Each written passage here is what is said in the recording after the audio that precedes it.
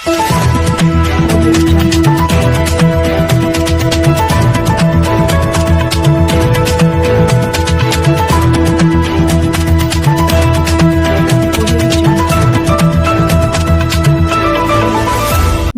नगर निगम चुनाव सुबह 8 बजे से मतगणना शुरू, सुरक्षा और ट्रैफिक व्यवस्था सख्त। धनबाद नगर निगम चुनाव की मतगणना शुक्रवार सुबह 8 बजे से राजकीय पॉलिटेक्निक परिसर में शुरू हो गई। मतगणना केंद्र पर सभी प्रत्याशियों के पोलिंग एजेंट पहुंचने लगे हैं। मेयर और पार्षद प्रत्याशियों के समर्थकों की भीड़ भी धीरे धीरे बढ़ रही है। मेयर प्रत्याशियों की ओर से बाहर पंडाल बनाए गए हैं, जहां समर्थक रुझानों का इंतजार कर रहे हैं। सुरक्षा और ट्रैफिक व्यवस्था को लेकर प्रशासन ने विशेष तैयारी की है।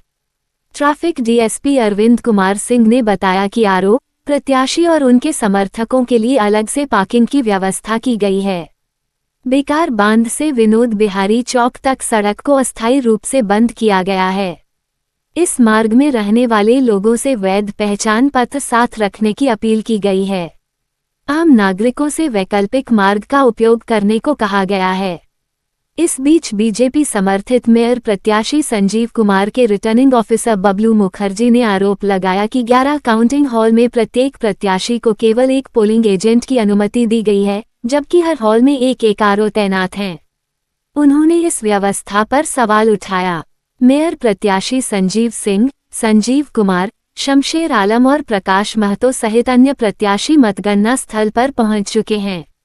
अब सबकी नजर परिणाम पर टिकी है। ये आज काउंटिंग शुरू होने वाला है। कुछ देर सुबह से ही ट्रैफिक की टीम लगी हुई है। हम लोग निर्धारित किए हैं कि जो मतदान कार्य में जुड़े पदाधिकारी एवं कर्मी है तथा उम्मीदवार और उसके जो अधिकृत एजेंट है उन्हीं के गाड़ियों का प्रवेश दिए हैं।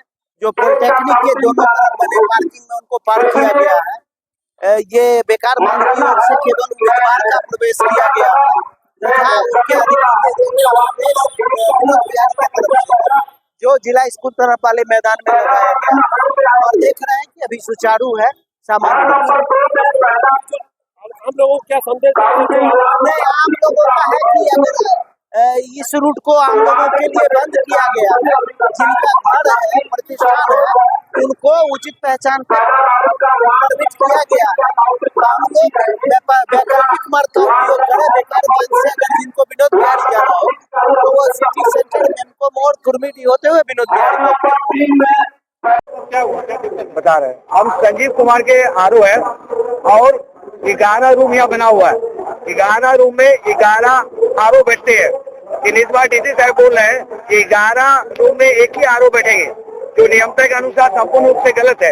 एक आरओ किस तरीका से आपका 11 रूम को देख पाएंगे? नियमता के अनुसार 29 कैंडिडेट का 29 आरओ प्रत्येक रूम में जाएंगे और प्रत्येक टेबल में देखेंगे अपने निर्वाचन सही तरीके से हो रहा है या नहीं हो रहा है। अगर इस तरीका से एक आरओ को घुसाया जा रहा है तो बाद बाकी आरओ के लिए सरकार डीसी साहब क्यों परमिशन दी है? और ये प्रत्येक चुनाव में होता है। ये प्रत्येक कैंडिडेट का एक आरओ प्रत्येक रूम में और प्रत्येक टेबल में उपस्थित रहते हैं और वो पूरा चुनाव को ध्यानपूर्वक भीतर से देखते हैं कहीं गड़बड़ी हो रहा है कि नहीं हो रहा है। अगर आरओ को नहीं घुसने दिया जा रहा तो कहीं ना कहीं संदेह का उत्पन्न हो रहा है ये क्या ये सरकार कोई गलत काम तो नहीं करवा रहा है। अगर आरओ बाहर रह जाएगा तो फिर पता कैसे चलेगा कि आपका निष्पक्ष रूप से सही तरीका से चुनाव भीतर में संपन्न हो रहा है। हमने डीसी साहब को इस बारे में बोले कि सर आप अगर 29 आरओ के लिए दिए तो डीसी साहब का कहना है ये एक रूम में 29 आरओ को घुसाना संभव नहीं है, भीड़ हो जाएगी। अगर भीड़ हो जाएगी तो इसकी व्यवस्था सरकार को करना चाहिए। ये किसी जनप्रतिनिधि का काम नहीं है। ये सरकार के द्वारा सरकार को सत्ता अगर उनको पता है जो 29 कैंडिडेट है तो 29 आरओ के लिए अलग से टेबल बनाना चाहिए। और इससे पूर्व भी जितना चुनाव हुआ उसके लिए अलग से आरओ के लिए टेबल बनता था और इस बार जो नहीं है। डीसी साहब का कहना है जो आरओ गया हुआ वो आएंगे तब आप लोग जाइएगा। बताइए एक आरओ अगर भीतर गया हुआ है तो माने 11 रूम किस तरीके से देख पाएंगे? इसलिए सरकार के बारे में हम लोग का संदेह उत्पन्न हो रहा है। क्या नाम है सर? बबलू बनर्जी, हम संजीव कुमार के आरओ है।